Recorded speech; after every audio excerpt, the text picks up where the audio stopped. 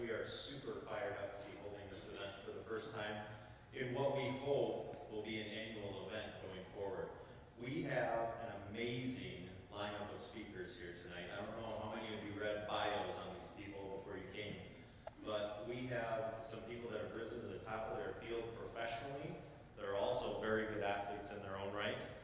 And we also have some very, very high-level athletes that are going to share their messages that I think are very inspiring and really motivational. I think you're going to really enjoy hearing from them and hearing the messages that they have to share tonight.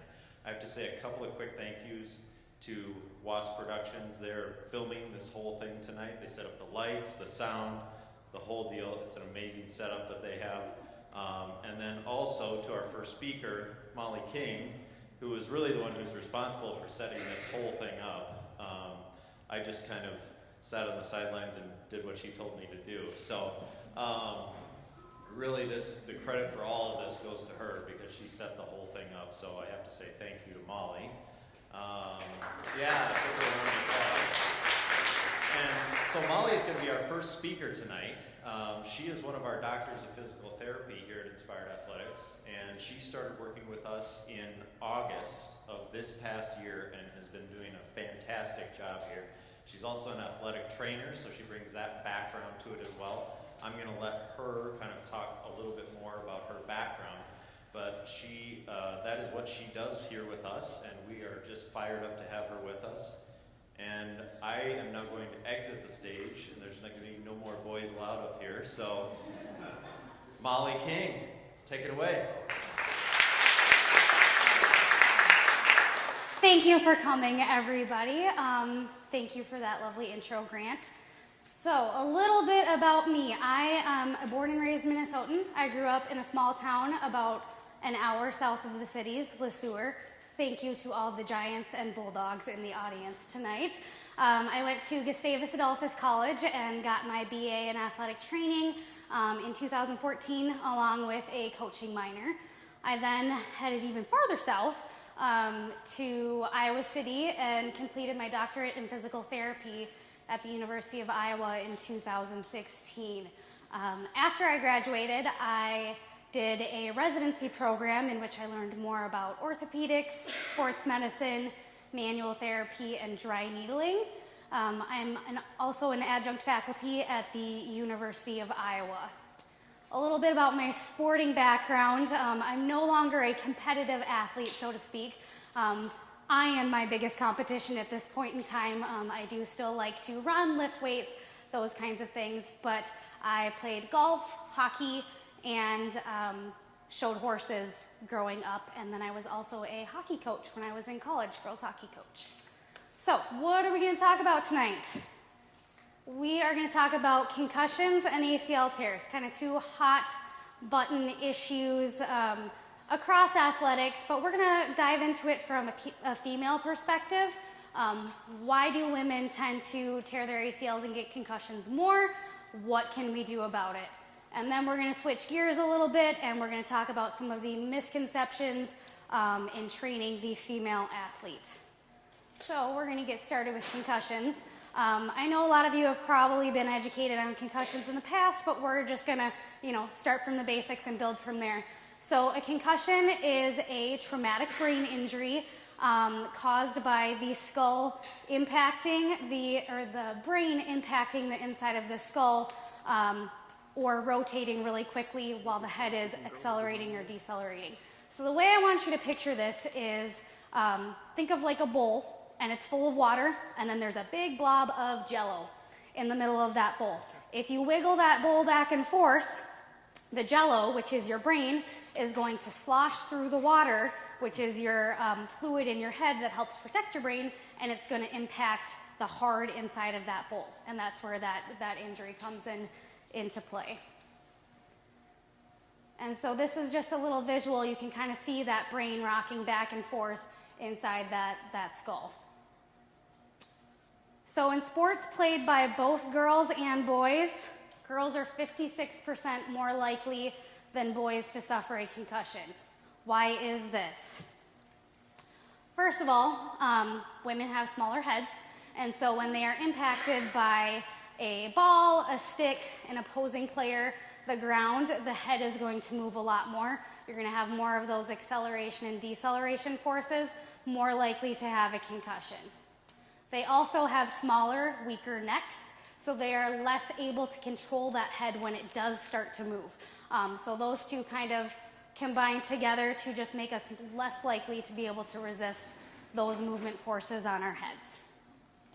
There are also some differences in playing styles, and this varies from sport to sport. A couple examples, girls tend to head more in soccer. More, impacts to the head, more likely to have a concussion. When you look at sports like hockey and lacrosse, girls do not check in those sports. But that isn't to say that they don't run into some pretty heavy body contact. But because they don't check, they may not necessarily learn how to take an impact the same way their male counterparts can, and so they're less able to resist some of those external forces on the body. And then there's some social factors that a lot of people don't really consider. One thing we do know is girls tend to be better reporters. They are more likely to come up to a coach, an athletic trainer, or a parent and say, hey, I bumped my head, I don't feel quite right. On the opposite end of the spectrum here, coaches, parents, medical professionals, even officials are more likely to come up and check on a female than they are a male after they see them suffer some sort of blow to the head. And we think that's due to society's standards of, protecting females more so than males. So not a perspective a lot of people think about, but I think it's very important for especially all of the adults in the room to keep in mind.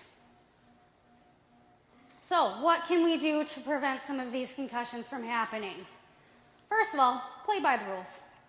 Seems like a no-brainer, no pun intended, but they are there for your protection. We need to follow the rules. Second of all, helmets. So everybody seems to think, I have a helmet on, I am protected. Not the case at all. Helmets are not designed to prevent concussions. There may be some clever marketing strategies, but that is not their purpose. They cannot protect you from a concussion at all. What they're there for is to prevent skull fractures and cuts to the face and head. So just because you have a helmet on doesn't mean that you are protected. Sidebar for you soccer athletes in the room, we have these funny little headbands that have come out in the last couple of years that tend to market towards, concussion prevention, that kind of thing. There's actually been a few studies on these, and in one of them, they had two groups, one wearing the headband, one not wearing the headband, to do 15 headers with the ball. After that, they tested them, and the players who had worn the headband had decreased verbal memory and reaction time, whereas the participants not wearing the headband, just taking the ball with their bare head, did not have any decrease in those sort of higher level brain functions. So this indicates that these can actually lead to more subconcussive type symptoms. We think this is because people feel more protected, and so they head harder and probably more frequently, and with poorer form, all of which can feed into some of those concussion type issues. And then finally, one great way to prevent concussions is just to develop a stronger athlete. So doing some of those physical training, agility training, strength training, those kinds of things. A stronger athlete is less likely to be injured. They are also more likely to have quicker reaction times, so they can get out of those potentially dangerous situations a little bit faster than maybe some of their counterparts who do not train. Moving forward, switching gears a little bit, anterior cruciate ligament tears, ACL tears, something else that everybody's a little bit concerned about these days. So, taking it back to the basic definition, your ACL is a ligament within your knee that provides stability and prevents you from hyperextending your knee. So that's overexerting in this motion here. There are two different mechanisms of injury, so how you injure it. One is contact, and so that's if an opposing player, crashes into your leg and twists it weird and you tear your ACL. Those kinds of injuries, not preventable. We can take out as much body contact as we want in sports, but it's just a part of the game. So those are very difficult to prevent. What we can prevent, though, is non-contact ACL tears. So this is typically a plant and twist type injury. So you will see an athlete running down the field or court. They will plant and go to change direction, and then you'll usually just see them collapse to the ground, holding their knee. We've all seen that on TV or maybe at different sporting events you've been to in person. But they're running, they plant, and when they go to change direction, you kind of see my knee dips in a little bit here. That motion, that dipping in of the knee, is called valgus, and that puts a lot of stress on that ACL. And what this all boils down to is females are 2 to 8 times more likely to suffer a non-contact ACL tear than their male counterparts. So why is this? A lot of it boils down to our basic anatomy. Women have wider pelvises. That creates more of that angle inward at the knee, that valgus, even in a resting position. And so they have more stress on that ACL tear when they're just on that ACL when they're just hanging out without even, taking into consideration getting into sports, running, jumping, cutting, those kinds of things. They also have a narrower intercondylar notch, which is a big word for a little tunnel at the bottom of your femur bone where your ACL kind of lives.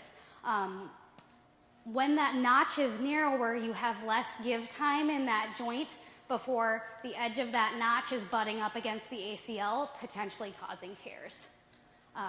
They also have a smaller ACL, which makes sense why that would be a risk factor. Less tissue can stand up to less forces than a larger, more robust ACL. And then finally, the one that I find the most interesting is how hormones influence your likelihood of having an ACL tear. So obviously women have much more hormone changes throughout the month. One of these hormones is called relaxin, and it does exactly that. It relaxes those ligaments and makes them more likely to tear. And that hormone is released in the second half of the menstrual cycle, right after ovulation. So they've found that women are more likely to tear their ACL in the second half of their monthly cycle. Let's talk about mechanics a little bit. So this is Robert Griffin III, RG3. He was the second overall draft pick in 2012 for the NFL. Obviously, he is not a female, but I really like how this series of photos really displays how important lower body mechanics are to preventing ACL tears. So this guy looks like an absolute beast on paper. He has a 39-inch vertical. He can run a 40-yard dash in 4.41 seconds. Just looks like an animal on paper. But when you look at him move, you can kind of predict what was going to happen to him. So these are photos at his NFL combine. And as you see, as he jumps up, his knees are practically kissing. That is a lot of valgus at those knees. That's not something we want. It puts a lot of stress on that ACL and other structures within your hip, knee, and ankle. It also is just a waste of energy. He is not very efficient right here. So in theory, if we fix this, he could jump even higher. So those are his landing mechanics. You're seeing those knees dipping in again. And to the trained eye, you could predict what happened to him. So he did go on to tear his ACL quite early in his career. And so not only did he, go through the pain and suffering of a major injury, major surgery, and rehabilitation, he also lost a ton of playing time, which in his world equals a lot of money right at the height of his career.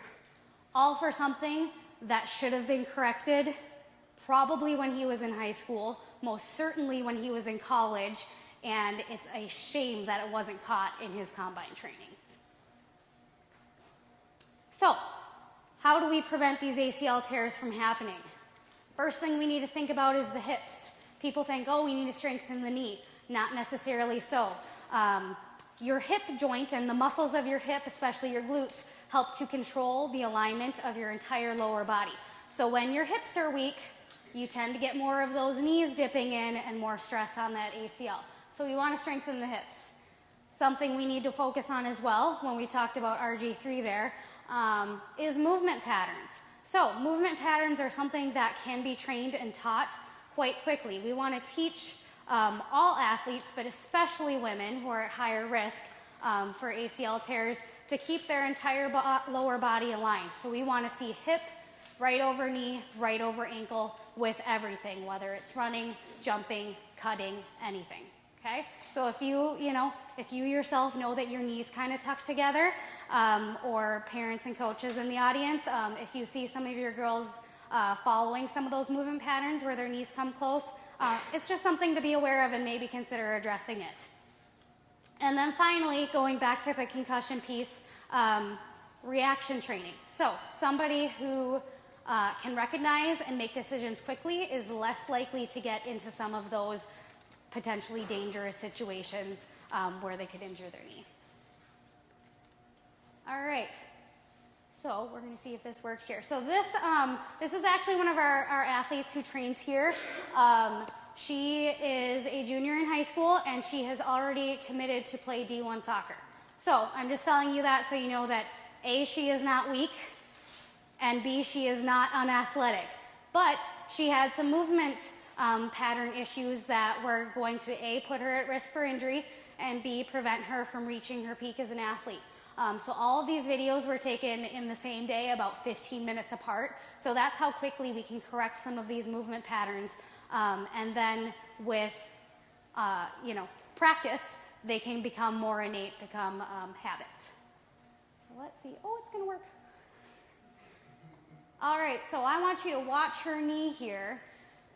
See how it dips in from her hip and ankle? Uh-oh. Oops. I didn't know there was going to be sound on there. Let's watch that one more time. So knee's going to dip in. And that's that valgus at the knee there. Good. And then this is kind of our after shot here. So same motion, a lunging pattern. And you see here, her knee, hip, and ankle are all in a straight line. So that's much more what we're wanting to see. That makes her less likely to injure her knee and more efficient as an athlete. Efficiency equals a better, faster, stronger athlete. One more time here.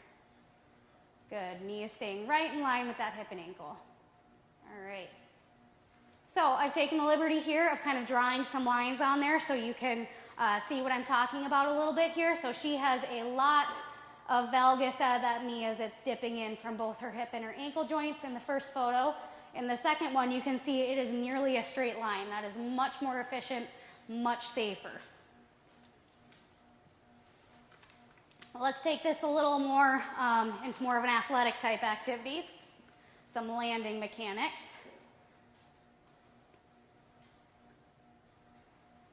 Good. So you see as she jumps down off that box there, that knee is going to dip in and she's going to kind of swing her butt around to help correct it. Yeah. One more time. Yeah. Good. All right, over here, this is our after photo, and she's actually going to drop down into that little landing and then move across the screen. Very athletic. So there again, we're seeing her knee right over ankle, and she's immediately able to hop across, change direction, go after that ball, so to speak. Good. We'll scroll down here.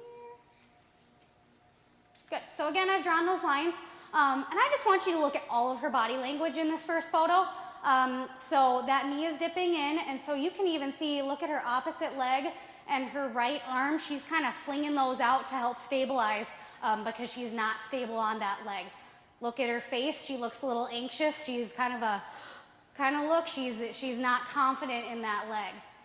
Looking to the photo on the right, that is a confident athletic stance right there. She is dropping right down. Knee and hip and ankle are all aligned, and she's immediately ready to hop across the screen there. Even her face seems more settled. Her other arm and her leg are ready to go. Good. All right.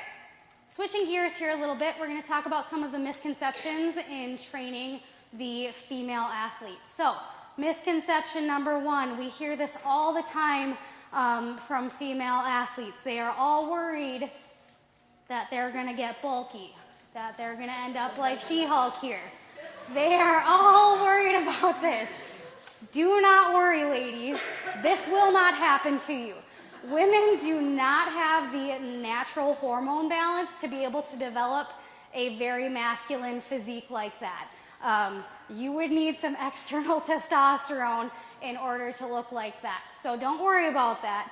What is going to happen, and this photo is of our lovely Sarah, who's going to talk later, you are going to get stronger. You are going to improve your body composition, so that means you have more muscle per pound, which makes you a better, stronger, faster athlete. But you're going to look like this, not like this photoshopped woman, okay? Misconception number two, girls don't need to strength train. That one just doesn't make sense to me at all, because we tend to think, oh, boys, if they want to excel in sports, they need to be doing, they need to be in the weight room, they need to be working on plyometrics and agility and those types of things. But girls don't need to do that. So to me, that says boys need to excel in sports, but girls need only participate. And that just doesn't make any sense to me. Girls can benefit from strength training just as much as boys can.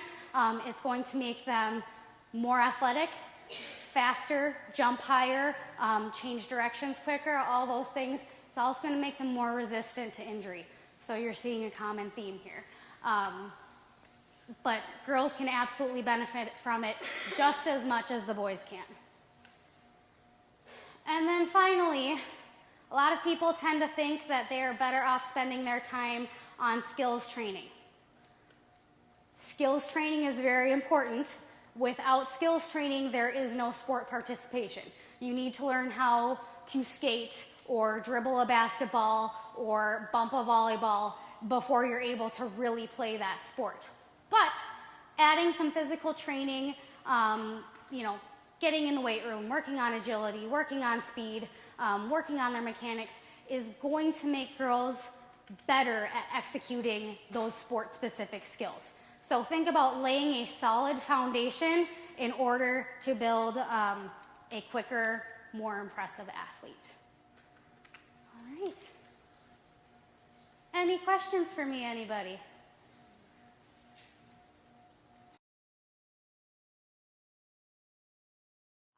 So I am switching into MC mode here, and I'm going to welcome Kristina Swanson up to this stage. Kristina is a registered dietitian at HyVee here in Plymouth. She has a lot of experience with sports medicine. She worked with Gopher Football and also at a big sports medicine company down in Oklahoma for some of her internships. She is also an avid athlete herself. She's ran 1 marathon, correct? Almost 2. She's training for her second one, lots of half marathons, and she was also on the U of M rowing team for 2 years. So please help me welcome Kristina to the stage. I'm Kristina Swanson. I'm a registered dietitian just up the street at HyVee. We just opened a few months ago. If you haven't seen it, go swing by and say hi. I'd love to see you. Today I'm going to talk about fueling your body as a female athlete. We have a lot of things to talk about, in particularly relating to being a female athlete versus a male. So we will just jump in here. So my background in sports, I definitely kept my parents busy all throughout growing up. So to the parents in the room, thank you for all the carpools and crazy practice times you bring us to. I did basically every sport you could think of growing up. I was a swimmer, golfer, horseback riding, skiing, track, volleyball. Yeah, my poor parents, I'm sorry. I told myself my senior year of college or high school I was not going to pursue a career in college swimming because I was going to study in college. Didn't make it through the first week of college before walking on the women's rowing team. So continued to be an athlete in college, and I absolutely loved it. I had crazy practice schedules, but I also got the opportunity to get a lot of great training time in, meet a lot of awesome friends and teammates and coaches, and really just travel around the world getting to do a sport that was totally new to me. So after 2 years, I decided it was time to unfortunately give that up, and instead of being on a team, I was going to be working for a team. So I got an internship with the sports dietitian at the U of M football team with the Gopher football players, and absolutely loved it. I loved being in that team atmosphere still, and just the energy and getting to learn so much about nutrition and how I can educate the players and do cooking classes, fueling them on and off the field, and doing nutrition education. So that was really an awesome opportunity that I got to do for a little bit over a year until I had to get ready to move to Oklahoma for my dietetic internship. That I lived in Oklahoma for about 7 months and got to do all sorts of different nutrition training down there. In the meantime, I do some random marathons, half marathons. I did a super sprint triathlon, and just really getting to be a goal setter. While I'm not in college anymore, I get to focus on how I can train and make those goals and fuel my body at the same time. So today I want to talk about nutrition for female athletes in particular. So we are going to focus on vitamin D intake, iron, and the female athlete triad. So especially in the winter here in Minnesota, we are going to be vitamin D deficient. We're not getting that powerful sunlight like we do in the summer. We really have to turn towards our diet to getting that vitamin D, and also possibly supplementing. So that's a big focus because up to 75% of the population is vitamin D deficient, and it's really easy to not be, especially with food and supplements. And with iron deficiency, it's really common to get what they call sports anemia, which is as you're pounding on your body for training reasons, and also being a female, you're more likely to become iron deficient because what you get every month. You just really have to be careful what you're eating and how you're taking care of your body. And that leads into the female athlete triad. So you can see the little triangle there. It is a combination of having low energy availability, so not eating enough, possibly disordered eating, that kind of combination there, and having the irregular period or no period at all, and low bone density, which could eventually lead to osteoporosis. So it's really actually not that hard to prevent. You just have to take care of your body to not make it happen. So food is fuel is one of my favorite sayings because it's so true. There is such a high correlation between how your athletic performance is and how you're eating. So you could be training super hard in the gym, but if you don't eat well, if you're eating fried foods and just not eating your fruits and vegetables, proteins, whole grains, the correlation is, they say, about 20% exercise and 80% diet is the common training ratio there. And I actually just read a research study a few days ago that was about the NCAA athletes that they had at the end of a season. Only 9% of female athletes in 2003 actually were getting enough food to sustain their level of training, which 9% is not a very high number. And as a college athlete, I remember seeing what my teammates were eating and how much we trained with 2 practices a day. Sometimes we'd have 17 practices in a row with no break. And you just have to really make sure you're actually fueling your body, getting enough calories, and getting enough rest time in between in order to not break down and get injured. 75% of these athletes did not meet their minimum carbohydrate intake. Carbs are your body's preferred source of energy as an athlete. You want to get that glucose, so getting enough carbohydrates is really important to make sure your energy levels are there. And also, it's so important as an athlete to be eating breakfast, because if you are going to bed and then if you're getting your 8 hours of sleep, going into the next few hours of the day, not getting your energy, you're going to be tired, you're not going to train well, and you'll probably start losing weight if you're not taking care of your body. So some of the great foods for fueling, especially with vitamin D right now, we're going to be focusing on the salmon, fatty fish, like tuna and mackerel, egg yolks. You can get fortified foods through milk, orange juice, cereals, all sorts of things. It's on the new nutrition label. If you've seen the change, the font is bigger. They've changed some of the nutrients on the bottom. Yeah, I see people shaking their head. So pay attention to that. That's an important thing to look for right now if you choose not to supplement. Otherwise, if you are going with the supplement route, my doctor just recommended to go up to 600 international units a day. So that's just going to be for the next few months as we get through these very, very cold months ahead of us. Iron-wise, we want to get the red meat and tuna and cooked spinach, fortified grains, anything like that. There are actually two different types of iron. There's heme iron and non-heme iron. Heme iron comes from meat sources, and that's what your body absorbs the best. And if you are getting more non-heme sources, we got to focus on eating it with vitamin C, which is going to enhance your absorption. And what a lot of people don't know is that if you're eating your iron sources around caffeine and calcium, that's going to actually decrease the amount that gets absorbed of iron. So we say about a 2-hour buffer in between having your main iron source. Protein-wise, we want to focus on getting 15 to 30 grams of protein after a workout. This could be through lean chicken, meat, fish, quinoa, any kind of beans, lentils, whole grains. Those are all going to be good sources of protein. Now, nutrition myth busters. So as a dietitian, I get so many questions about different fad diets and just hearing people make comments about different things that they believe is accurate nutrition-wise based off of what they read on the internet, which in reality, we got to be focusing on the research-based things that are actually have been proved by science and we know is what is logical. So number one, carbs are bad for you.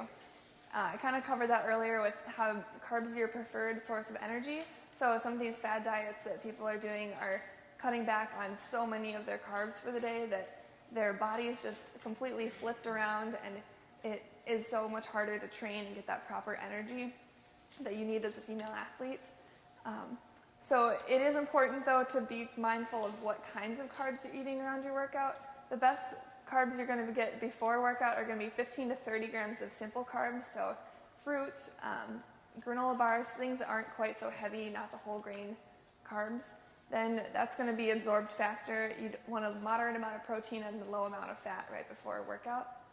And then after your workout is when you want to get the whole grains in, or even substantially before a workout.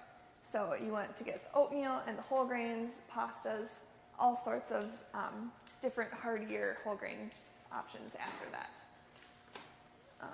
And then, like I said, carb and protein snack within 30 minutes of a workout, and then, if possible, your full balanced meal, like your dinner or your lunch, 2 hours after.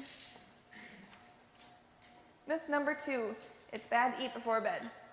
This is something that comes up a lot. I hear it in the weight loss routine, but also as an athlete. So if you are an athlete and you are about to go to bed, but you are hungry, it's so much better to just go to the fridge, take a scoop of cottage cheese or Greek yogurt or something quick, and just have a scoop of that, and then go brush your teeth, go to bed. But don't go to bed with your stomach growling, because you're just going to go 8 more hours of that, and your body's not going to be able to build up and repair in that meantime. Myth number 3, lots of protein will help you build muscle. It's kind of a misconception that people think that if you have like a gram or 60-gram protein meal at one time, it's going to be a lot better for you than having 20 to 25 grams. But your body actually absorbs those 20 to 25 grams best in increments. So that's why we say to have 5 to 6 snacks or meals a day and space it out. So if you are having 2 separate meals, it's going to be absorbed better and fueling your body and building your muscles than having one big meal in one setting. But that's the catch. So you do need the protein, but you just need it spaced out throughout the day, if that makes sense. How much time between would you recommend? About 2 to 3 hours. Yeah. So try not to go more than 4 or 5 hours, I guess. But yeah, I usually say get your breakfast, and then about 2 or 3 hours later have a little morning snack, have your lunch a couple hours after that, and then at like 2 or 3 o'clock have another snack, and then 5, 6 o'clock. Kind of depending on your schedule when you're all starting your day. Everyone's different, but that's usually what I say. And then I usually do a nighttime snack about 7, 8 o'clock after dinner. And myth number 4, there's one perfect diet to follow. So some people count macros. Macros are your fats, protein, and carbs. I'm blanking out. So this is kind of a representation of how you can distribute them differently.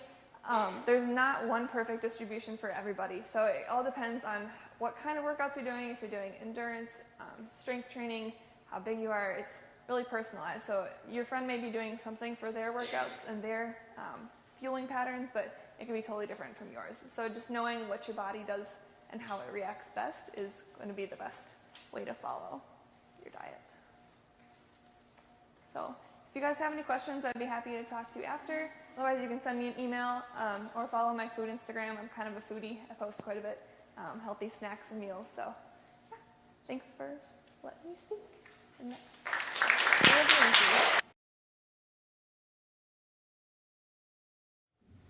All right, everybody.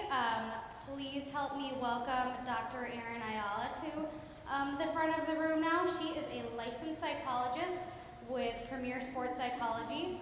As a sports psychologist, she works alongside athletes to help them identify goals, enhance self-awareness and motivation, and overcome barriers to reach peak performance. She is also an avid athlete. She competes in many marathons, triathlons, and cycling events. So please help me welcome Dr. Erin to the stage.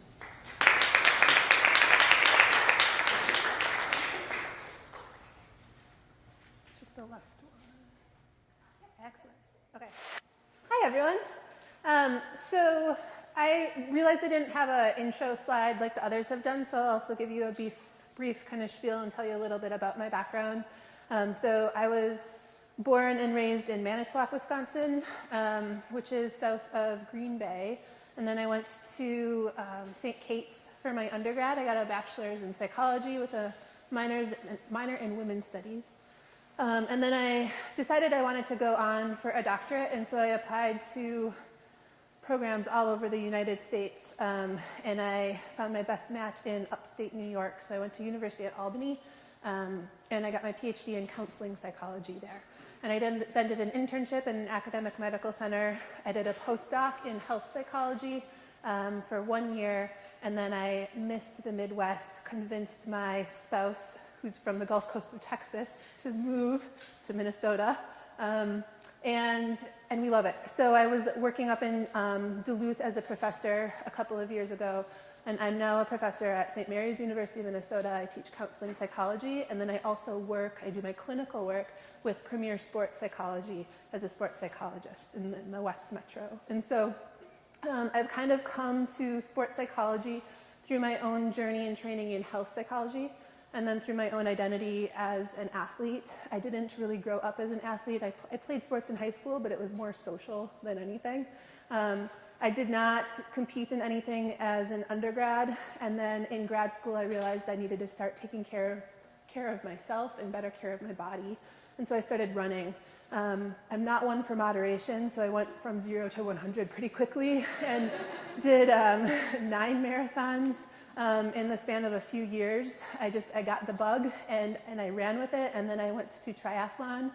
I did the Ironman triathlon Lake Placid in 2015, which was just as challenging as it was beautiful, and then realized I didn't really like swimming, and I was better at cycling, and so I found cycling, and I have not left cycling yet. I've stuck with it. I race road cycling. I'm on a women's racing team here in the Twin Cities. And then I also do gravel racing, which is kind of cool. There aren't a lot of women who do it. It's self-supported racing. If you get a flat tire, you have to fix it yourself or recruit someone else going by you to help. If you get any sort of mechanical, it's on you to address it. It's also self-navigation, so we don't get, the courses aren't marked. They give you cue sheets and a GPS file, and you need to figure it out yourself. If you take a wrong turn, that's on you. And so I've since done, one of the bigger ones in the United States is called Dirty Kansas, which is a 200-mile gravel race in the Flint Hills of Kansas, and it is phenomenal. And so I did that last June, 16 hours in the saddle. You start and end at dark, and it was just amazing. So I'm hoping to do that again in June. So that's kind of my journey. And I think one thing that I've found, when Grant asked me to speak, I was kind of shooting around all these different ideas, and I could talk about kind of the typical psychological skills training, which is what a lot of the people want, but in 15 to 20 minutes, there are so many different skills that you can use for so many different people. And so I think what I'm going to do tonight instead is talk about 4 general kind of broad brushstrokes that I've found have been really, really helpful to serve as kind of guiding rules and principles to help guide you and to stay motivated, right? I think especially for women, for girls, for female athletes, there are a lot of stereotypes out there and a lot of narratives about what we are supposed to and not supposed to do. And so my goal is to crush a lot of those stereotypes. So 4 different rules, right? Not rules, guidelines. So the first one is find your why and remember it. So I have a handout that I'll pass out maybe at the end, just so that we don't have papers rustling around. A lot of people will tell you to find your why, or what is your why, right?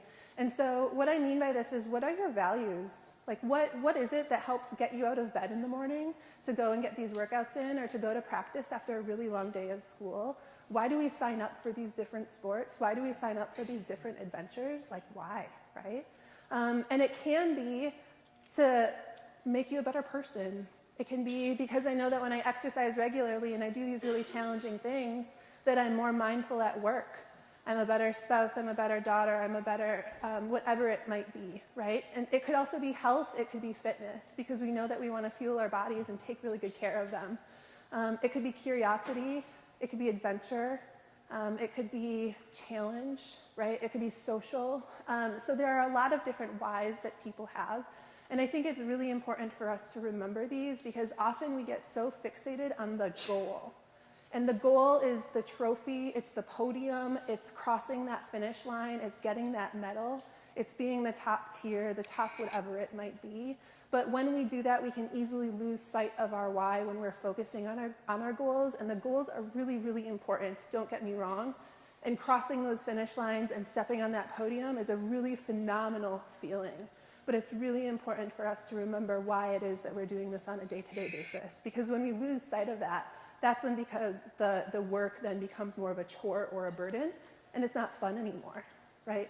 And so thinking about the why, and then those can be really helpful with motivation, and when your alarm goes off and you don't want to get out of bed in the morning, and you remember yourself, I'm doing this because A, B, and C, right? So that's one of my guiding principles.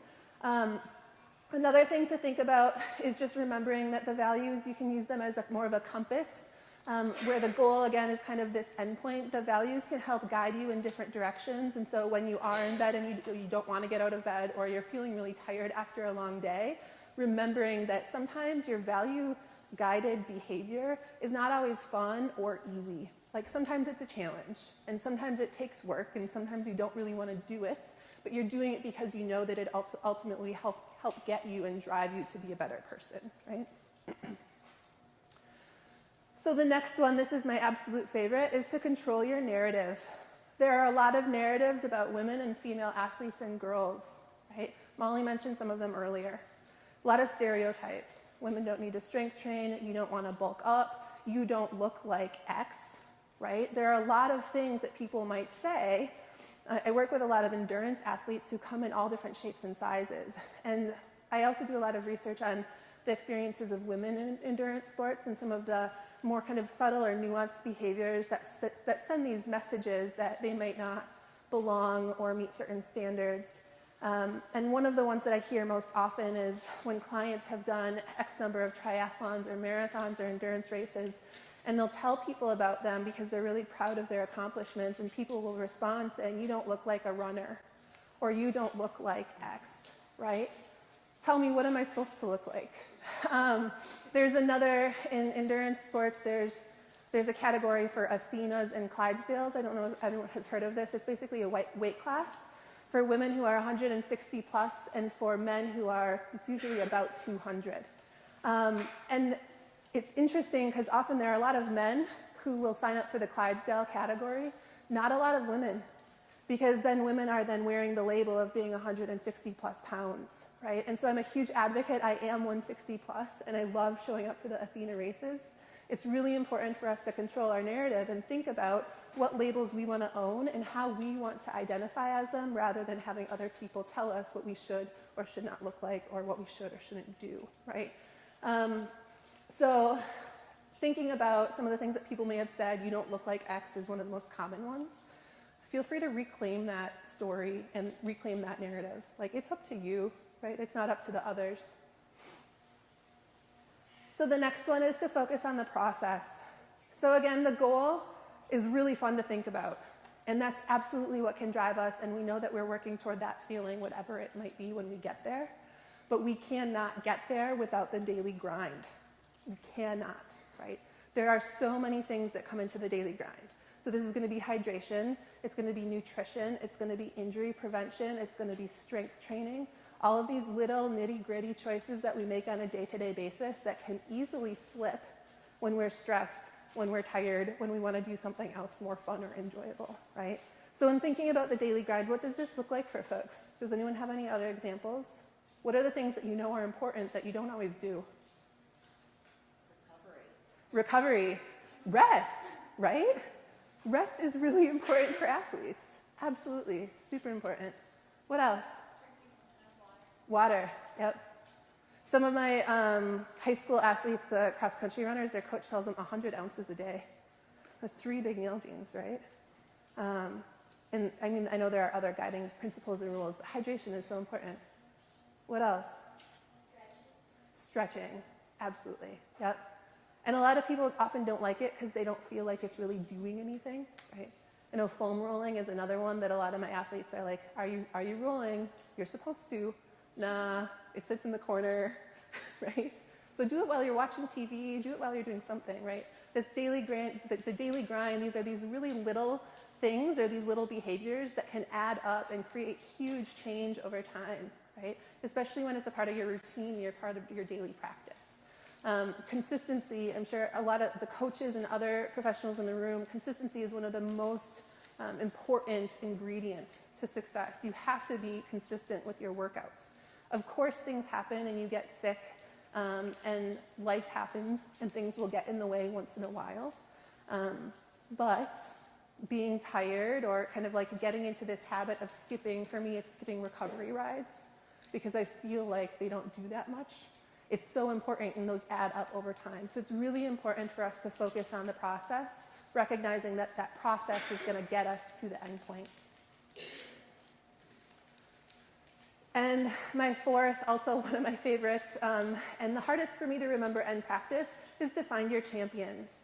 So the 2 women in the picture, the woman on the right is Ellen Noble. She is a really amazing person. She's, I think, early 20, maybe 23 years old. She's an elite cyclocross racer here in the US.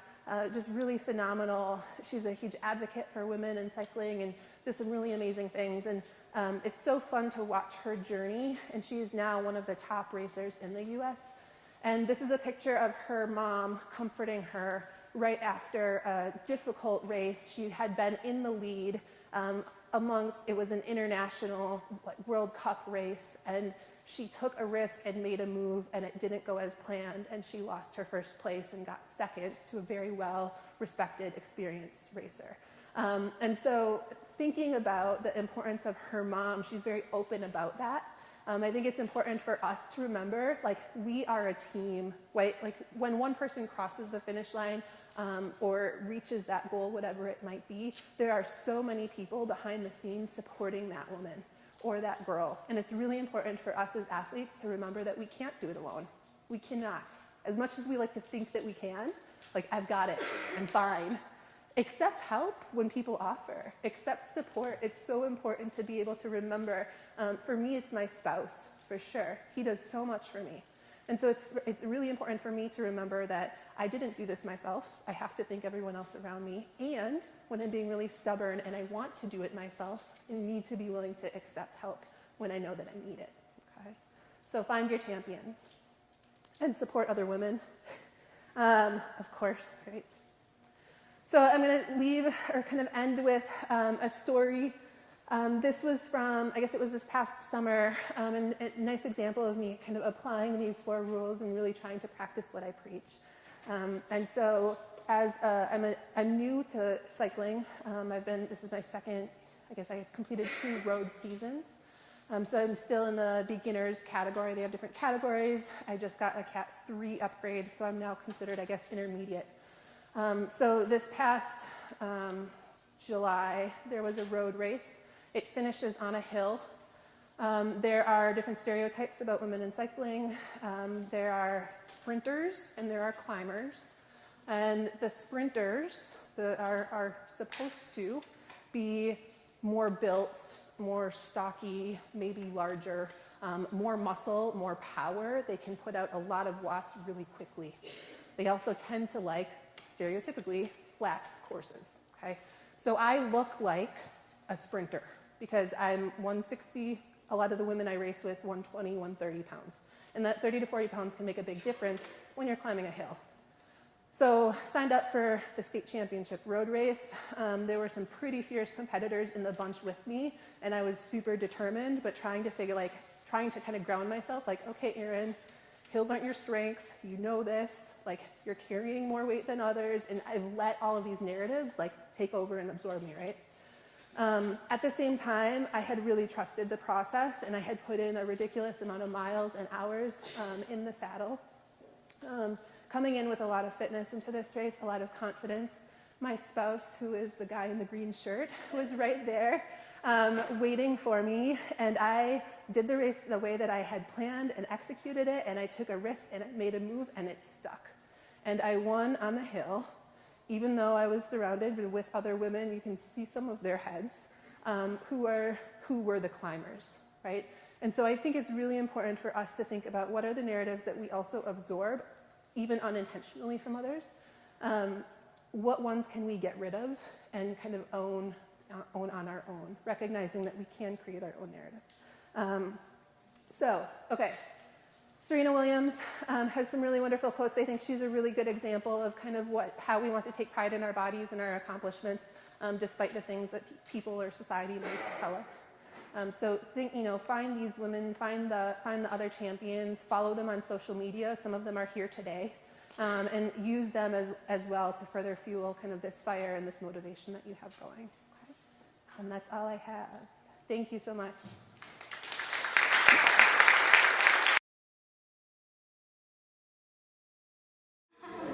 Our next speaker is going to be Lindsey Heiserman of Lindsey Heiserman Coaching. She is a personal trainer and professional life coach with over a decade of experience. Her work varies from one-on-one personal training and life coaching all the way on up to large group personal training. She also hosts a podcast called Mind, Muscle, and Movement. I really recommend you check it out. I was on it a few weeks ago, and Dr. Grant has also been on it, but she covers a lot of different topics, including quite a few things about female athletes. She is also a very impressive athlete in her own right.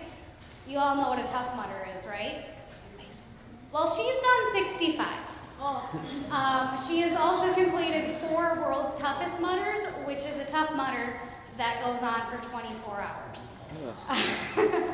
She's also competed in the North American Obstacle Course Racing Championships, many Spartan races, and 8 marathons. So please help me welcome Miss Lindsey Heiserman up to the stage. So thank you, everybody. I want to share and thank Dr. Grant for having me. Grant and I went to college together, which I love to tell that story, but we didn't know each other. Took the same classes, the same 4 years, the same major, and then we met here. So I just think the world is such a small, small place. And I'm laughing, Erin, at your presentation. I also, as you heard, am not one for moderation, as you can tell. And my presentation will align a lot with what yours said. I'm a proud card-carrying member of the Athena Club as well, but I was not always one of those proud members. So when Dr. Grant asked me to talk, I was like, what could you possibly want me to talk about? I'm not an elite athlete, hence problem number 1, which we're going to talk about. And so I noodled this for a long time, and I thought, okay, what can I really share with people? Done a lot of events, sure, that sounds great, but what's really the meaning behind that? So I'm going to talk about the chasing part of being an athlete. So we're going to go through a series of stories from my childhood, and, well, that's me. And so there were some significant events that happened in my early childhood, being I was not blessed with the genetic capacity for being an athlete. None of my family is athletic. I rode my bike, that was about it. And so I don't remember what age I was, but you run the mile in school. 30-some laps around our small school gym. The gym teacher cuts it off. I'm still running. I'm not done. Time's over, right? I couldn't finish the mile. A couple years later, I might have been in the 4th grade. I don't really know why this happened, but we were running a 5K, and I remember all my teachers were passing me, and I thought, my life is now over. I mean, like, I'm in the 4th grade, and my teachers have passed me in this 5K. That's never going to happen again. I mean, I remember very much thinking that. And so then I thought, well, gosh, all the really cool kids seem to play sports. So if I can play some sports, that'll just be my in to be with the cool kids. Small class, not a lot of kids, so I thought, that's what I'll have to do. And the next line, I put this in only because I was shopping the other day and Champion clothing has come back around, which if you're now wearing Champion, I also too was really excited because the cool kids had Champion shorts. And so when I got a pair of those, I also really thought I had made it.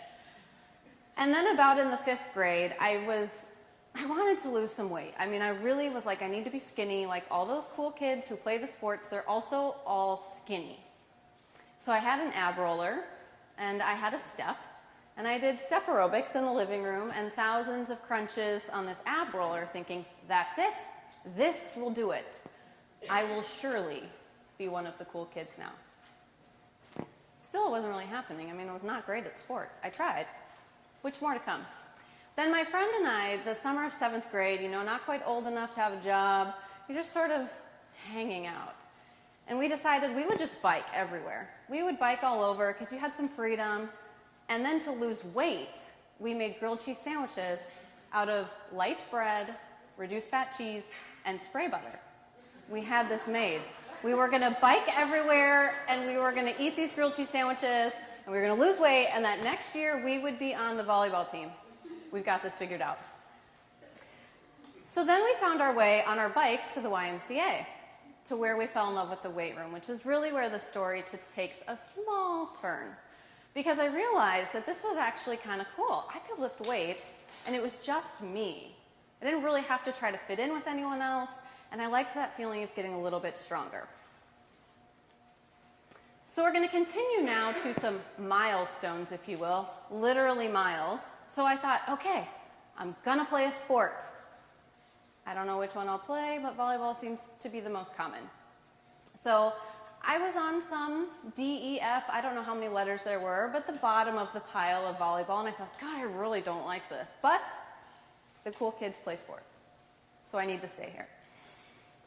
So then I finally found my way to cross country, which if you can follow the themes here, I was by myself. I didn't have to be in a sport with other people, and I could run, and my performance was what was important. And also in there, I was still lifting weights, still going to the YMCA, doing these things on my own that made me feel really good. Again, not one for moderation. We start to see this escalate. Cross country leads to marathons because why run just 2 or 3 miles when you could run 26 and the .2, the most important part of the race. So I spent my college career training for marathons, mainly because I wanted other people to say, what'd you do this weekend? And I'd say, oh, I ran 20 miles. And they would go, oh my gosh, wow. Like that was really important to me. I was never going to excel at sports, and so now I had found something I could do by myself, and people thought it was really impressive. So I'm going to run more and more marathons and more miles, not one for being moderate. Marathons then, after I graduated college and moved here, they became very boring, very boring. I was like, I can't do any more of these. Plus, what you don't really see, because this is only a 15 or 20-minute talk, is I was probably at my heaviest weight when I was running marathons, and if we talk about fueling and that sport not being the right one for me. So then it really started to change. This picture is from 2011 when we did our very first Tough Mudder. We got a little email that said, the toughest event on the planet, and of course, I'm stealing your line. Not one for moderation. I was like, that's it. We need to do the next most important, impressive thing. So insert Tough Mudders and obstacle course racing, which I'm going to take a pause. I think it's the next slide. And I want you to think about the things that I've already talked about and the word chasing and some of those stories. And you can even, I'm the second one in from the left, if you can even look at body language, you can tell that I'm not real comfortable in what I'm doing or my body in this picture. So when I think a lot about my story, if you will, as what I'm here to talk about, I thought, what was I really chasing for so many of those years?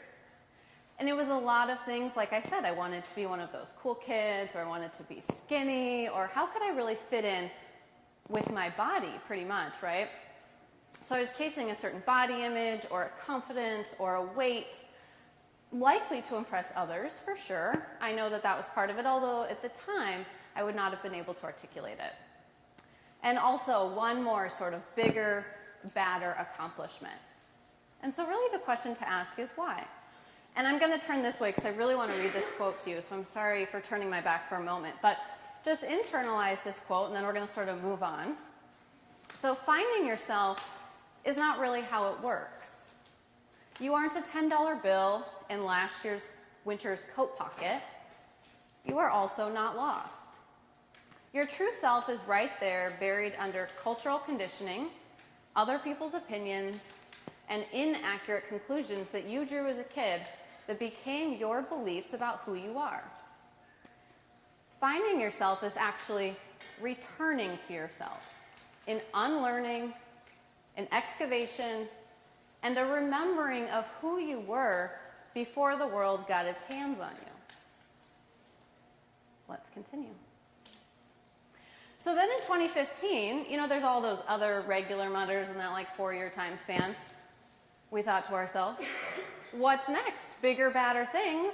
We'll clearly do 24 hours of racing, which this is a significant event for sure in how I've changed my outlook on my body, how I train, how I want to train, how I show up, and how I really control the narrative. I just think that was such a perfect cue up for my presentation.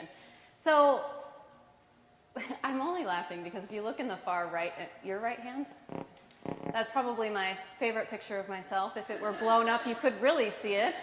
But we lovingly call that fat face that you get from racing for 24 hours in a neoprene hood, and your face swells up, and it's very attractive. So this event taught me more probably than anything possibly could have. When you're circling a 5-mile course in the desert of Las Vegas for 24 hours, you have a lot of time to think. Why am I out here? What's going to happen to me in the next 23 and a half hours? So many things, right?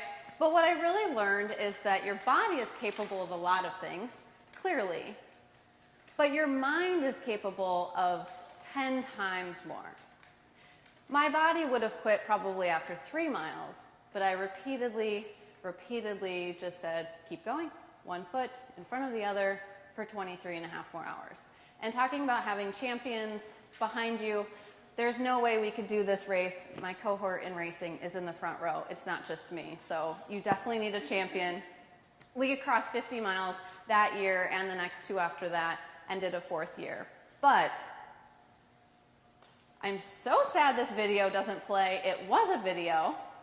So what I learned there too is that fitness, if it was going to be lifelong, had to be really fun. And none of that other stuff, ultimately, when I was chasing a lot of things that were external to me, they weren't all that fun. So after that is when she's gone. I was going to talk about her, but she's not here. We started going to Sarah's ninja class, and this is a video of me in a Wonder Woman suit flying through the gym with a sword. Because you can make fitness and the things that you do fun instead of being so bored all the time or feeling like you have to do it a certain way, right? Finding the things that light you up. And I started to learn that my body could actually do really cool things if I put my mind to it. If I didn't want to just do mile after mile, but I wanted to work on some skills or work on building things, but ultimately it was up to me, which was new. And in another sort of step along the way, last summer, I'm going to tell you a story about this phrase, cut my band, please. If you've ever thought about being perfect at something, whether that's your sport or your grades or anything, it can get really exhausting. Am I correct? Yeah. It just wears on you. So in this race, you have to qualify. So we're going to start with that. You have to qualify for this race. You have to place at a certain level in other races, or, as I did, run 50 miles at World's Toughest Mudder. So I was like, oh, well, that's cool. I qualified. I just ran 50 miles. That's no big deal. People are like, think that through, rephrase that sentence. But again, it hadn't quite sunk in, the connection between being an athlete and what I had done. I'd been chasing a lot of the wrong things for a long time.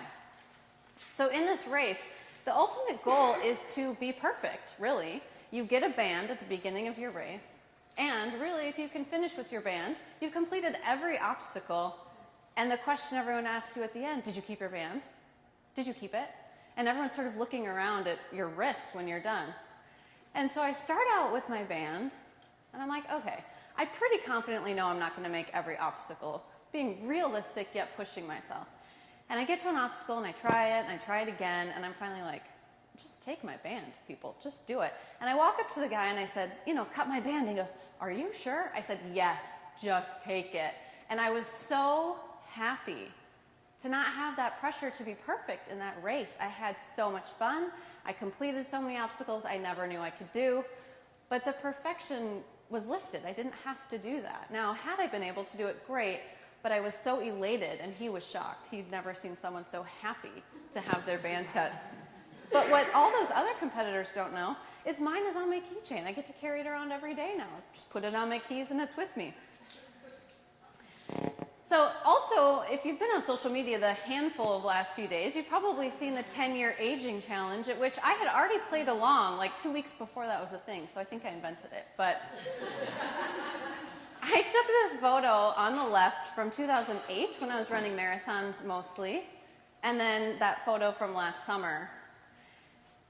And in thinking about what I wanted you to be able to take away from my talk is that when you're looking at health and fitness and what you can do with your body and being proud of what your body is, whether you're in the Athena category or not, what really matters is your health, your long-term fitness, having fun and being able to play, conquering life obstacles. I can't tell you how many obstacles in life I've conquered once I started obstacle racing.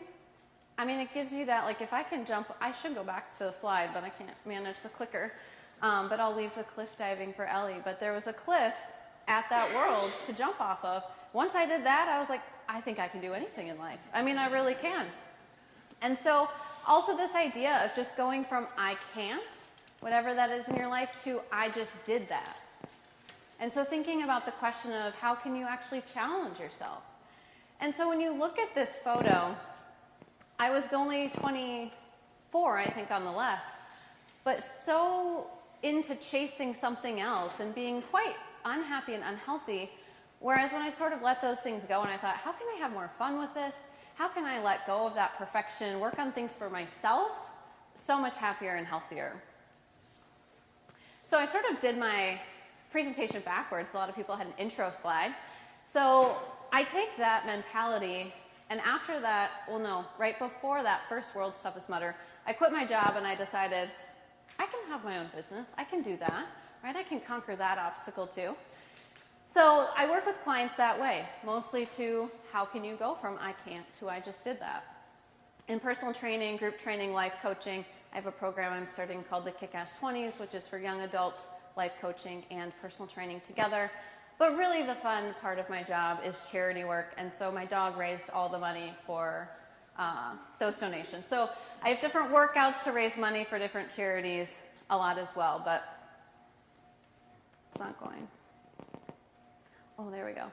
But what I wanted to share with you is this testimonial is from my 83-year-old client, and I think it sums up the work that I do and how I sort of also live my life as an athlete, and especially as a female athlete. So she says, working with Lindsey as a personal trainer has many benefits. During the hours, she is focused entirely on you, again, a champion. This assures correct body alignment, which not only protects against injury, but also builds strength. All the muscle groups are exercised in a healthy sequence, and you can continue on to read there. But here's the really important part in what I do and how I help myself ultimately too, is on a personal level, while a stronger body was my goal, I found that the greatest benefit is the mental growth that happens when you spend one-on-one time. Her positive energy is infectious. She is an excellent trainer and an insightful coach. She has enabled me to discover my strengths and abilities and find the courage to pursue them both in the gym and in life. And so every time Ellen is her name, she's now 83, comes into the gym and she pushes the prowler, I think of Sarah.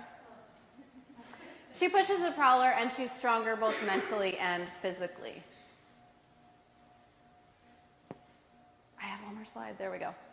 She also, this client of mine, Ellen, who I've had for a long time, told me this should be the quote you should use for everything. It just sums up you. And she couldn't be more correct, so I like to put it anywhere that I can, which is the purpose of life is to live it, to taste it, to experience it to the utmost, and to reach out eagerly and without fear for newer and richer experiences. So I hope you take that quote with you, and thanks for having me.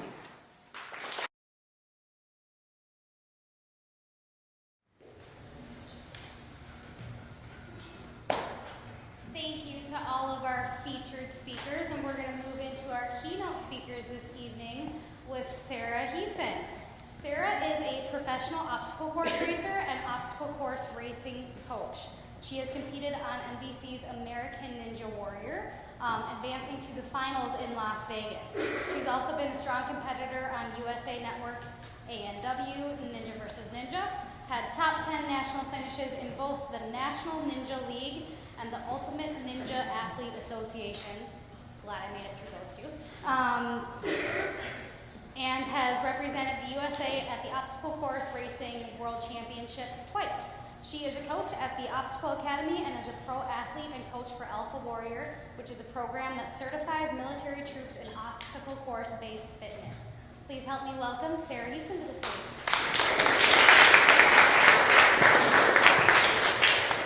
Hey guys, thank you all for being here. I'm taking the time. My presentation is about failing forward and right on cue. I'm bad at technology, so give me a second. Okay, so we need to get out of this screen. And into this one. Talk amongst yourselves. There we go, there we go. Okay. I'm going to give you a very nonchalant wink. Can you just play that when I do? Okay. Hi. Molly went over a lot of the cool things I've done. Okay. All of the highlights of my career are basically held up by just a mess of failure and sickness and injuries and a ton of work that is not fun. So I'm actually going to talk about that. Yay! All the not fun stuff. Because I know that everyone here has goals. Most of you here probably have athletic goals. And I want to prepare you for failure. Okay? It's gonna happen. And I think as a society, we don't do well with failure. I think as a society, we kind of do everything we can to steer clear of it, to avoid it. It's going to be part of the process, so just redefine your relationship with that and get used to it, because it's just going to happen. So I had to pick and choose what failures to talk about, because 30 minutes just wasn't enough. It's sad but really true. I've done so many things, like oversleep for a qualifying race and having my friends call me last minute and literally sprint to the start and not wear a band. You need a band to run a race. I didn't have a band. There's a lot, yeah, I had to pick. So I'm picking 3 from the show, because a lot of them you can actually see, because the whole world got to see my failures.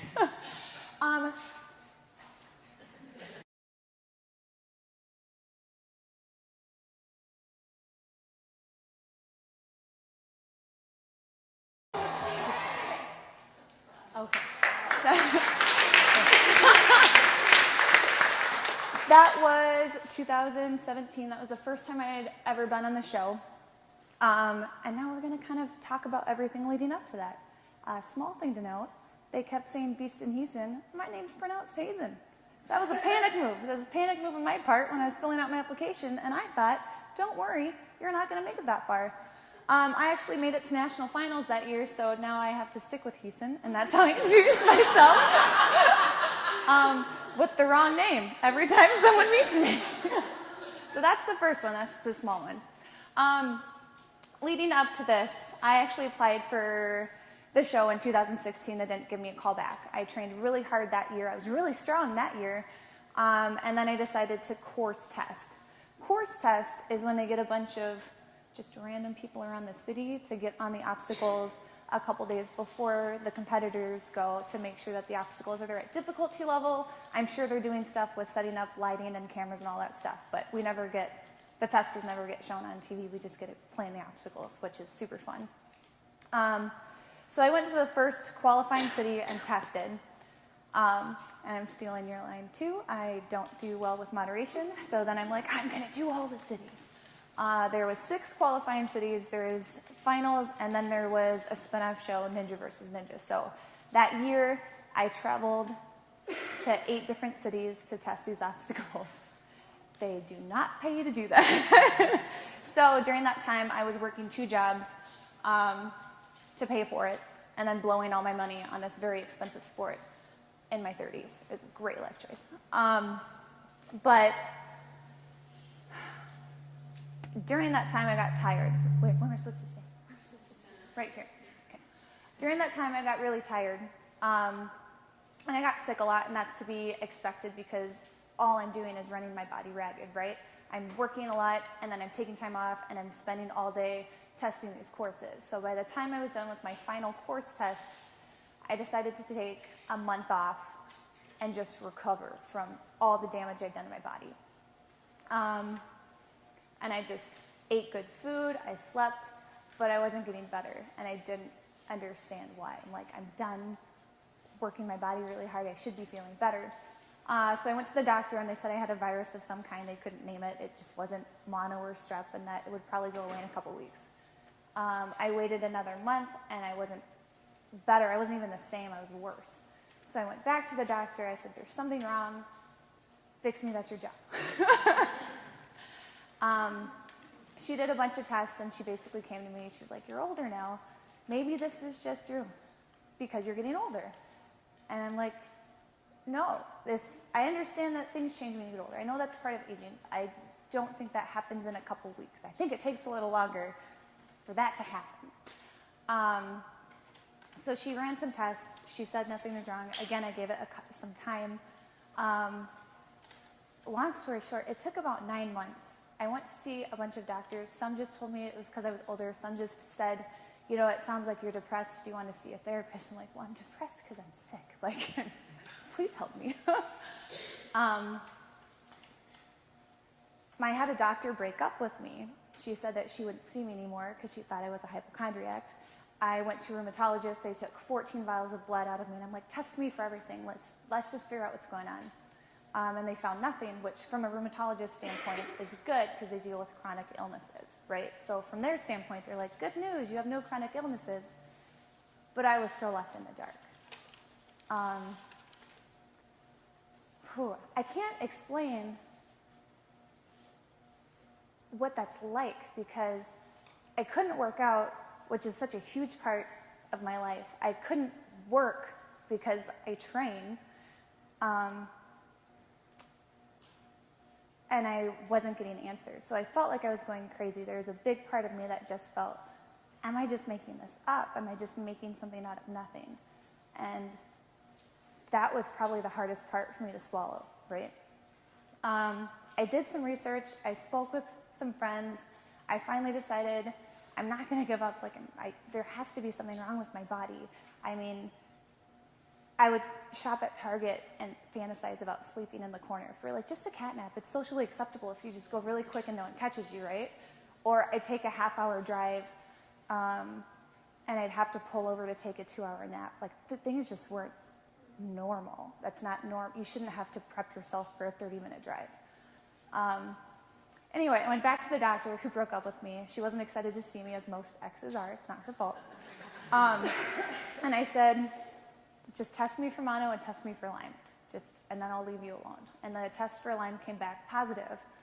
And that's when everyone in my life gathered around, and they were really upset and sad. And I was like, oh, thank God. This is the best news of my life, because if you've ever been sick that long with no answers, any answer is just a godsend. Just now there's something wrong with me. I can figure it out. Let's go. So I got on antibiotics. I took them for a month. Didn't feel anything until a week after I was done taking them. And I remember the morning I felt better, which is kind of weird. But I woke up that morning and I had energy, and I felt normal, and I didn't want to move, because I'm like, what if this goes away if I move? I'll just stay here a little bit longer and enjoy this. But I finally got up, and I got moving, and I felt better. Not where I was, but if I was started up here and was down here, I felt like I was on the up and up. That was also about the time when applications for 2017 American Ninja Warrior was due. So I filled out my application for this the night it was due. Not ideal, but that's what I did. Thinking that maybe I'll feel better by the time they actually shoot the show. Because applications are due in January, and the show can air in March to May. It depends on what area you're in. So I got the call, I was on the show, and I was super excited and kind of annoyed at the same time, because I'm like, I'm excited you picked me, but I was really strong last year, and I haven't worked out in 9 months, and now you want me to come and see what I can do? Ugh! So I had 6 weeks. I had 6 weeks from when they called me to when I was going to be on the show, and I was panicking, and I was pissed, to be honest with you, because I wasn't strong. I was the weakest I've ever been at that point, and I was supposed to do this big competition that was going to be aired on TV.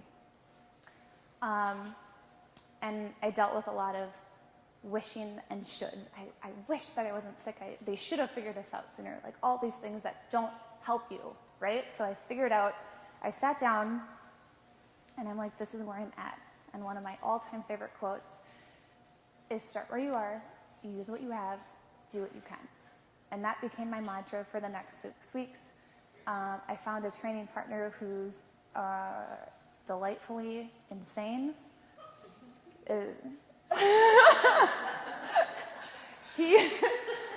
His name is Hunter, and he was in special forces, special ops, I forget, for the Air Force, and he trains really hard. So I asked if I could train with them, and he said yes. So for 6 weeks, we would train from 6 in the morning to 8 in the morning, and there were 4 parts to our workout. The first part was a 3-mile run, not a jog, it was a run. If he looked at me and I didn't look like I was severely in pain, he would bop it up. We would do that, and then we would do a course that was 20 push-ups, 20 sit-ups, a course, and 10 pull-ups. And we would do that 5 times through. Then we would do hang drills, where we'd hang on a board, do 10 toe touches, and then 10 pull-ups 8 times. So if you're counting, that's like 130 pull-ups for just part of my workout. I never finished a complete workout. And then Hunter came up with this fun thing where we draw a piece of paper out of a hat. And then whatever that paper said, we'd do. And this is normally when I cried during the workout. Because the papers would say, one of them was carry 62-pound water jugs in each hand, and you walk a mile. Or your street's not funny. That's when I would cry with my water jugs. Walking around the neighborhood in a mile loop. And then the one time I really lost it was I was having trouble getting through the last circuit. It was all upper body. You couldn't use your feet at all, so I'm hanging the whole time. Plus, I have to do 10 pull-ups at the end. And then I read this paper, and I open it up, and it says, do the whole workout again. But it made me stronger, and it got me ready, and I'm really grateful for him and his insanity to get me here. Because this was, I don't think I could have done it without that. I only had 6 weeks. Pushing my body that hard, and to not get sick in that 6 weeks was awesome, to be able to get here. As soon as this was done, I was really excited because I'm like, if I could do that in 6 weeks, I wonder what can happen with a whole year of training, and nothing will go wrong, right? I've already had my story. I don't need anything else. This is great. And then I got picked to be on the spin-off show of American Ninja Warrior, which is American Ninja Warrior Ninja versus Ninja, where you're running side by side with somebody. It's awesome because the course is a little bit easier. So I had a chance to hit a buzzer, which in my line of work is like the ultimate goal. People are talking about hitting buzzers left and right. And I felt strong again. This was after, I think this was in October. So I had a few months to train and get ready. And then this is what happened.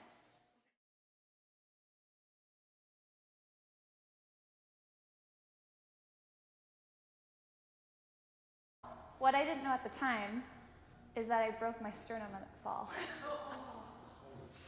which sucks. But everyone who's on the show, it's like a positive. They're like, they're gonna pick you for sure because you have another story. I'm like, I don't want stories. Like, can't we already do it? So I was a big reason why my team lost. That was hard on the show, but was harder was coming off of that training for the regular season of American Enjoyer again, because going through Lyme and knowing that I could recover from it and get strong again was a little bit helpful because I've been through it, so I know it.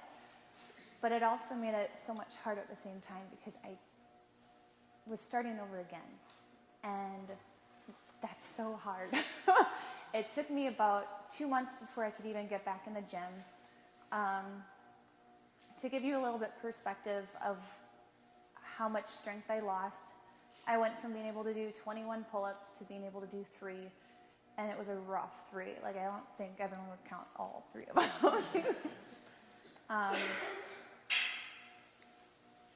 And then I had to go back to my old mantra: start where you are, use what you have, do what you can.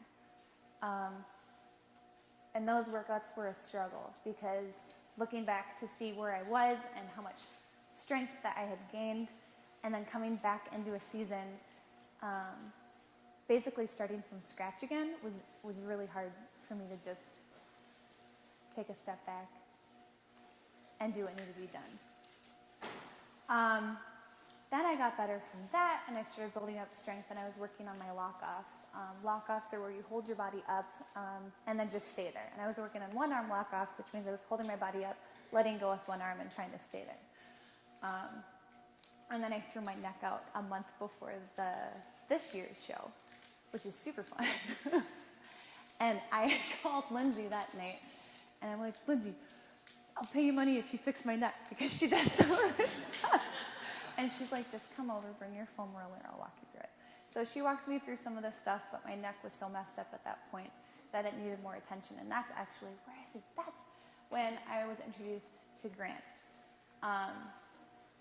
Lindsey said I should go see him, that he could really help me out, and he did. I was getting ready to call the producers and just tell them that I wasn't going to compete. I can't compete if I can't even turn my head. I worked with Grant. I got pretty good a week before the competition, which means I had not worked out at all. A month before the competition, again, not coming into it as strong as I would like to, but doing what I could with what I had. So I'm going to end this on my last run that I did this year for the Minneapolis finals run. It's the best run I've ever done on the show. I'm really proud of it. And I just want to encourage all of you that failure is going to happen. It will happen a lot. Hopefully not as much as it has happened to me or as hard as it's happened to me. But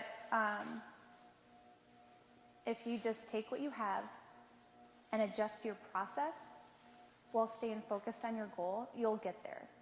I've had to adjust my process a lot. When I broke my sternum, I had to adjust my process and say, okay, I'll focus on my diet, which was horrible. Lindsey still thinks it is horrible, but I think it's better. Focus on my diet.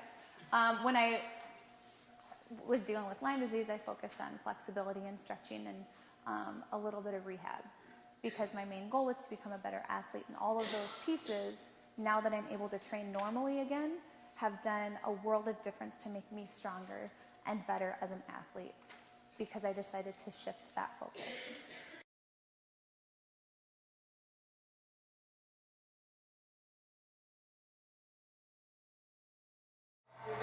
I didn't say I finished, I just said I was proud of it. All right, thanks guys.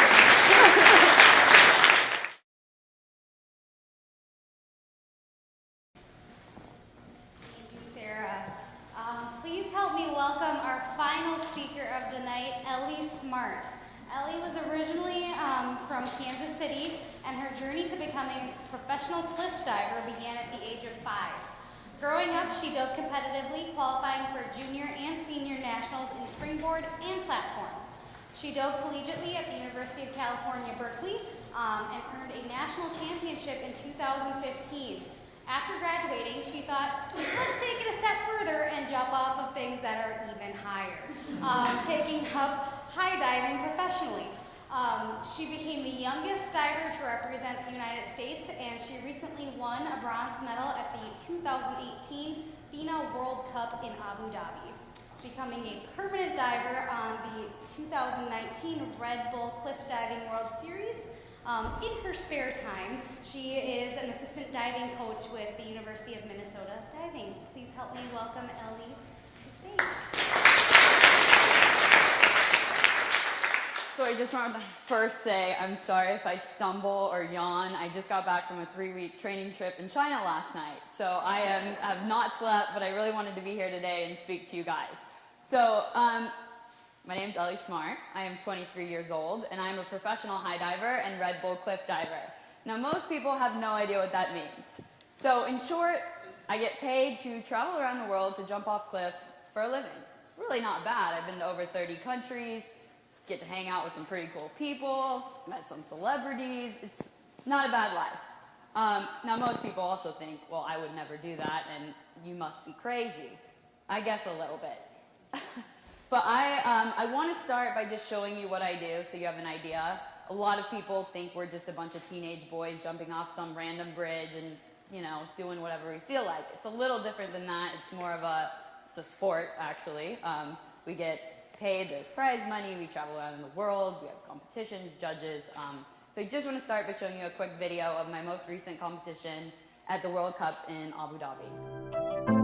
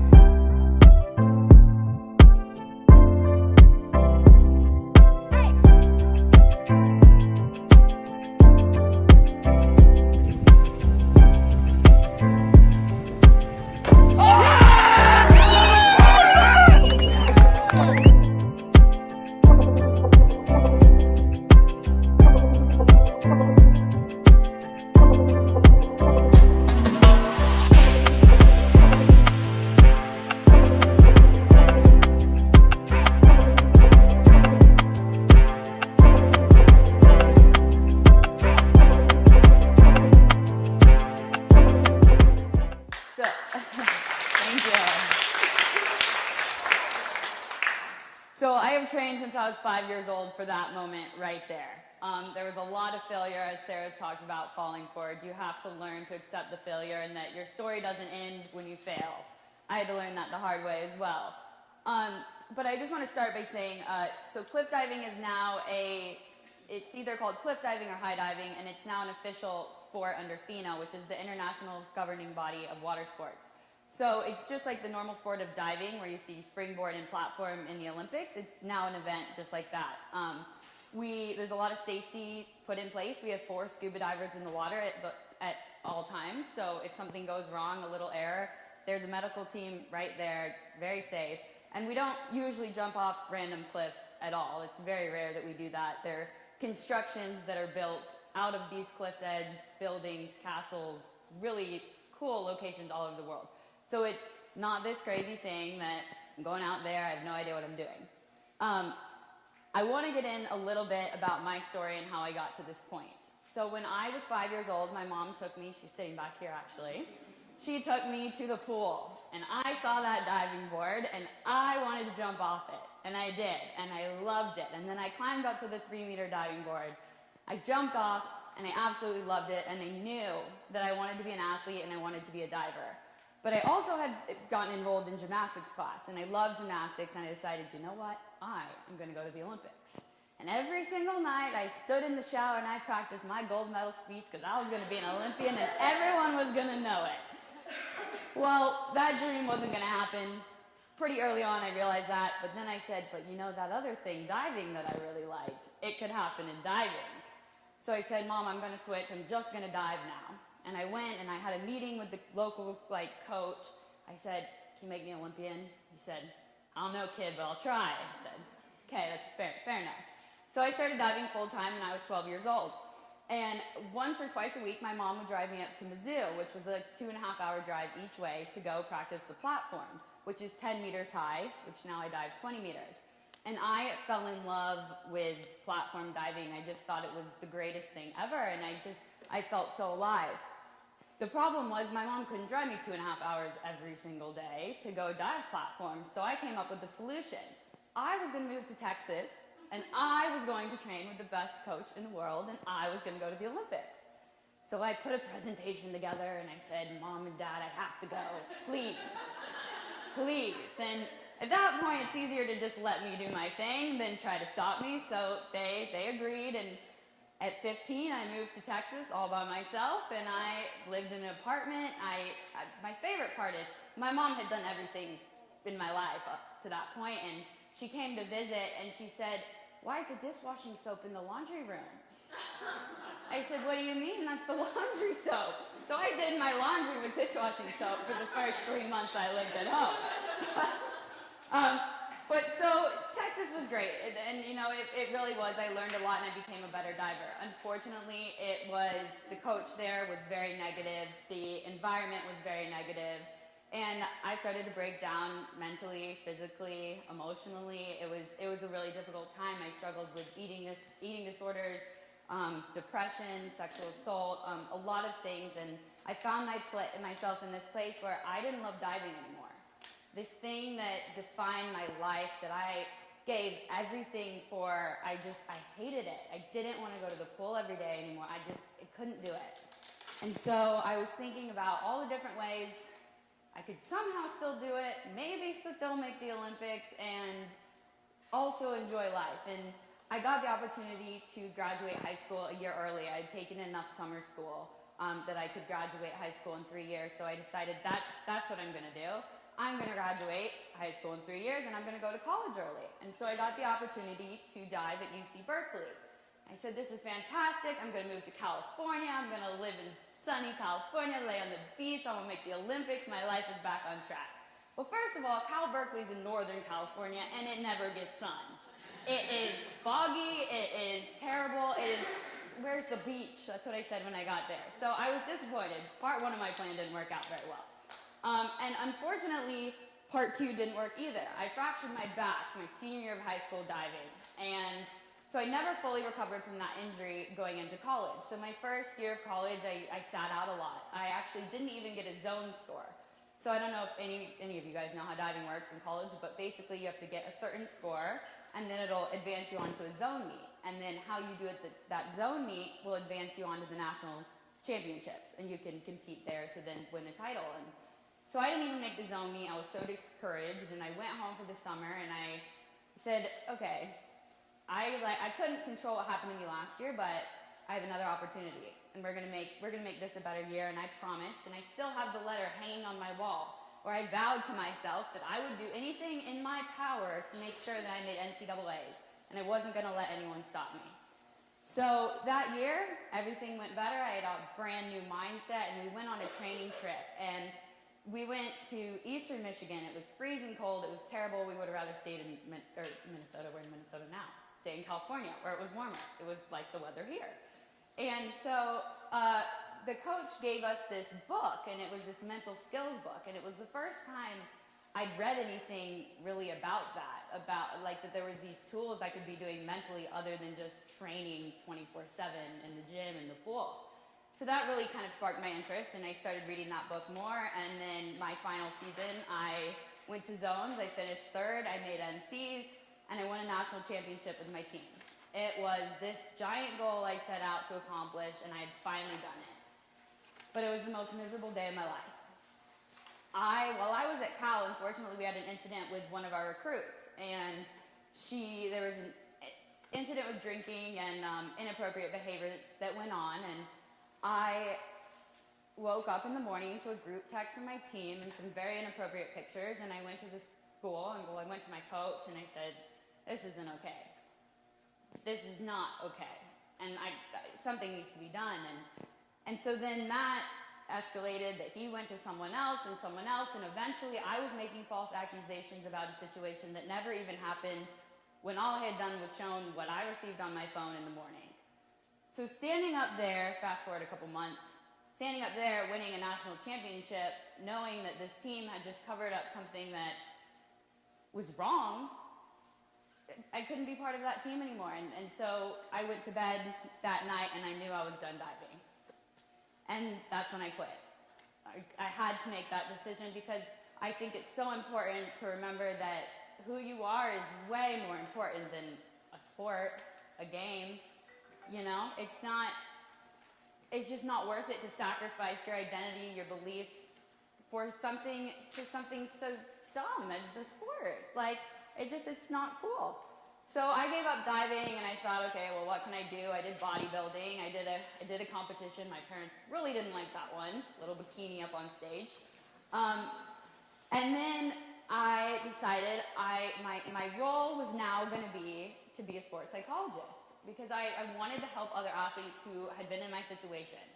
And so I now had the opportunity to graduate college a year early. I took a double course load my third year of college, graduated a year early, and then I went to Barcelona, worked for a fashion company, started my master's in sports psychology when I got back, and then my best friend Ann was like, let's go cliff jumping.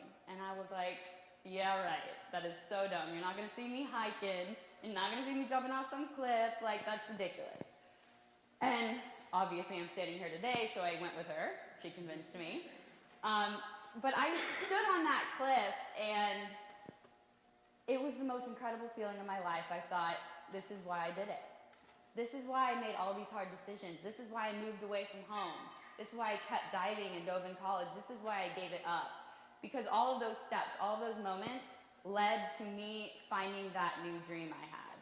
And so the dream started there. I only had jumped from 10 meters, which is what I'd done in the past. It just happened to be off a cliff instead of a platform. So I still had 10 more meters to go, and had to learn how to land on my feet instead of my head. So I made this dream. I asked around all the divers that were doing it, how do I do it? How do I train for it? And I found this place in England where I could actually try these dives and learn it. And so I booked a one-way flight to England. I said, I'm gonna learn it, and I showed up there, and I ate it. I landed on my stomach, I landed on my back. I was black and blue, my whole body so bruised from just trying these dives, and everyone thought, oh, she'll last like another couple weeks and she'll be gone.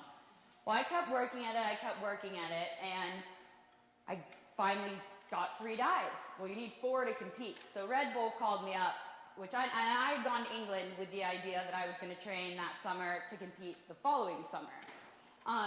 So I get to England, I get these 3 dives, and Red Bull calls me up and they say, hey, Ellie, can you come to Ireland in 2 weeks?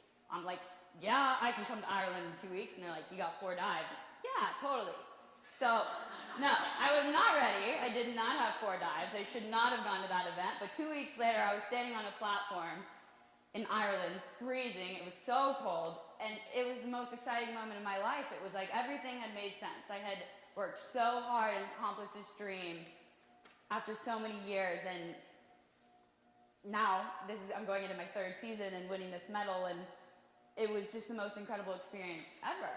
But so I think what I want you guys to know is that you have to take a leap of faith in life. In life, all the greatest things come from our biggest leaps.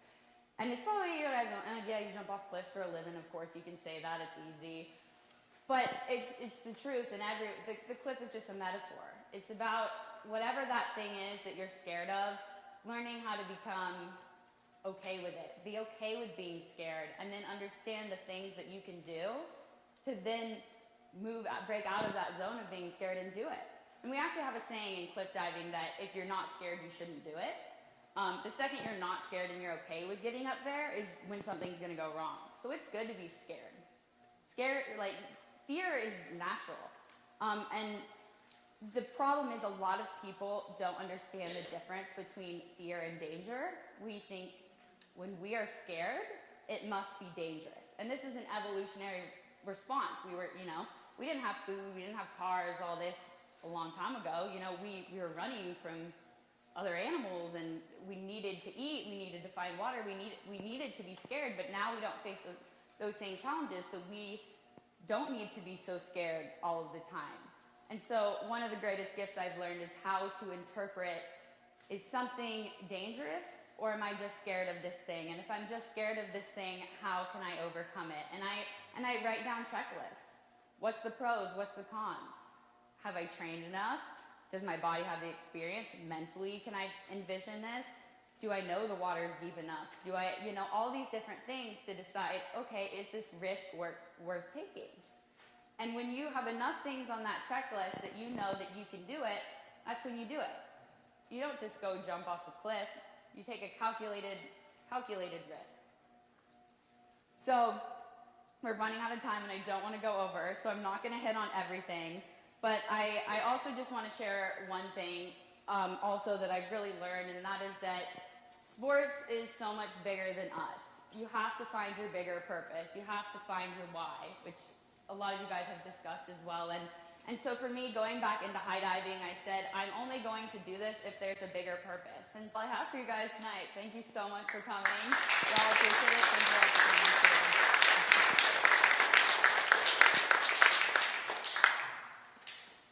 All right. I think we need to give a big round of applause to all of our speakers again tonight. What a group. Holy cow. I think that was a lot of things. That was educational, that was humorous, that was motivational, it was inspiring, and we were really, really excited to bring this to you guys tonight. We want to thank you all again for coming. I think if this hit home for even one of you, it was worth putting this on. And we want you guys to go away. You see you have a little wristband. You heard the word process a lot tonight, right? Love the process. It's on your wristband in your bag. Oh, maybe some of you didn't know that yet. You're looking now. Yep. She's got it on already. That's perfect. That's perfect. That's one of the phrases that we try to live by here. We're just thrilled to have this group of people with us as a part of what we're doing here at Inspired Athletx. And so I'm not going to take up any more of your time, but I want to say thank you for coming. Love the process. Do the work. Live inspired. Have a good night. Thanks.